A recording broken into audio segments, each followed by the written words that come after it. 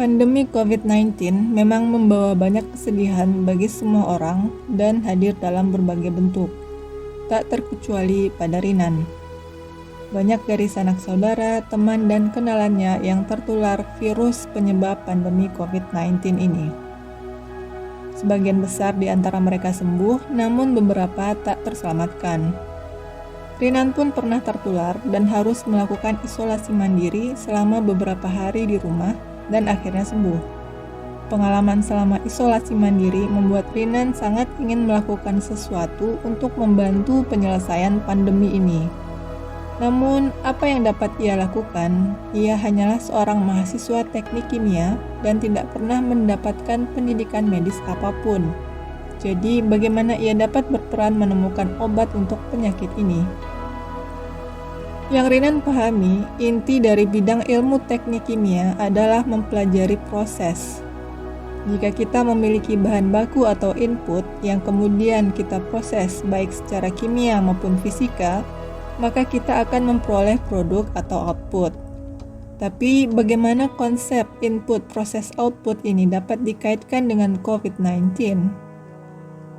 Rinan lalu mendapat pencerahan bahwa tiap pasien COVID-19 harus ditempatkan di dalam ruang isolasi selama beberapa hari. Pasti ada banyak proses yang terjadi di dalam ruangan isolasi mandiri pasien COVID-19. Dan dari beberapa berita yang ia baca, Rinan mengetahui bahwa keluarga yang merawat pasien COVID-19 juga berpotensi untuk tertular meskipun tidak berada di dalam ruangan isolasi. Rinan kemudian menjadi yakin bahwa ia harus memulai dari menganalisis ruang isolasi karena barangkali kontribusi yang dapat diberikan oleh calon sarjana teknik kimia untuk pandemi ini dapat diawali dari memahami proses yang terjadi di dalam ruang isolasi mandiri. Rinan kemudian mencoret-coret selembar kertas, menggambarkan diagram alir untuk menuangkan pencerahan yang baru saja ia peroleh. Ia ingin mengetahui bagaimana mengkonversi diagram alir input proses output yang telah ia pelajari di mata kuliah tentang neraca massa dan energi menjadi diagram alir yang merepresentasikan proses-proses yang terjadi di dalam ruang isolasi mandiri.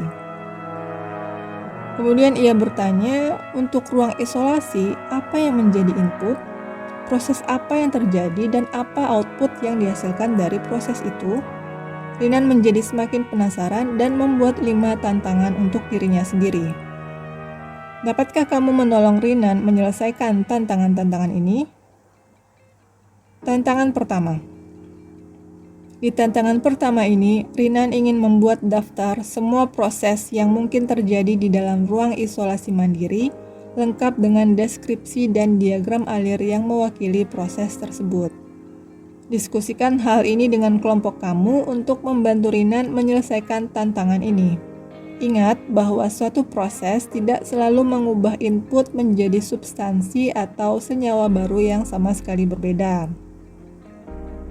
Tantangan kedua.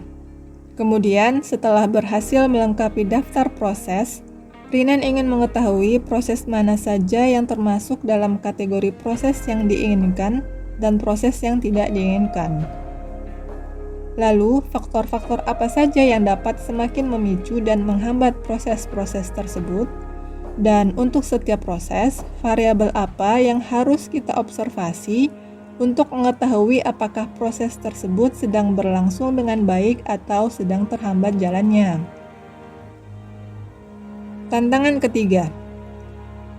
Setelah berhasil menganalisis faktor-faktor penentu perkembangan atau kemunduran proses, Rinan ingin mengetahui apa yang harus ia lakukan untuk mengendalikan faktor yang menghambat proses yang justru diinginkan, lalu apa yang harus ia lakukan untuk mengendalikan faktor-faktor yang justru memicu proses yang tidak diinginkan. Diskusikan dengan kelompok kamu untuk menganalisis 2 poin tersebut, karena hasil analisis kedua poin ini sangat krusial perannya bagi Rinan dalam menemukan solusi untuk situasi yang ada di pemicu ini. Tantangan keempat. Setelah menyelesaikan 3 tantangan tadi, Rinan membaca kembali hasil analisisnya. Ia pun kembali ke renungannya di awal tentang kontribusi apa yang dapat ia tawarkan sebagai calon sarjana teknik kimia untuk meredakan pandemi COVID-19 ini. Bagaimana dengan kelompok kamu? Apa kontribusi yang dapat kalian tawarkan? Tantangan kelima. Nah, sekarang di tangan Rinan sudah ada rumusan solusi yang ia turunkan dari hasil analisis 4 tantangan tadi. Tapi Rinan masih belum puas dan tidak yakin apakah solusi yang ia tawarkan valid atau tidak. Karena saat mencari literatur, Rinan menemukan banyak sekali topik yang di luar bidang ilmunya. Rinan kemudian terpikir untuk mendiskusikan solusi yang sudah ia buat dengan para ahli yang sesuai.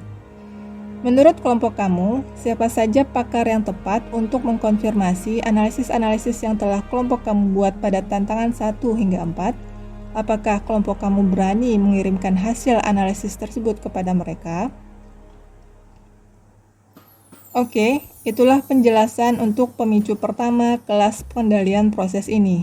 Setelah menyelesaikan kelima tantangan di pemicu ini, diharapkan kamu dapat memahami bahwa pengertian proses tidak selalu berkaitan dengan apa yang terjadi di pabrik, dan tidak selalu tentang reaksi kimia. Selain itu, kamu juga diharapkan dapat menentukan variabel yang tepat untuk dijadikan sebagai indikator apakah suatu proses berjalan dengan baik atau justru terhambat. Dan tentu saja, dari penyelesaian masalah yang ada di pemicu ini, kamu diharapkan dapat menganalisis apa yang terjadi jika proses-proses yang berlangsung di sekitar kamu, seperti di ruang isolasi, tidak ada sistem pengendaliannya. Baiklah, selamat berdiskusi dengan kelompok dan selamat menyelesaikan tantangan-tantangan yang ada di pemicu ini.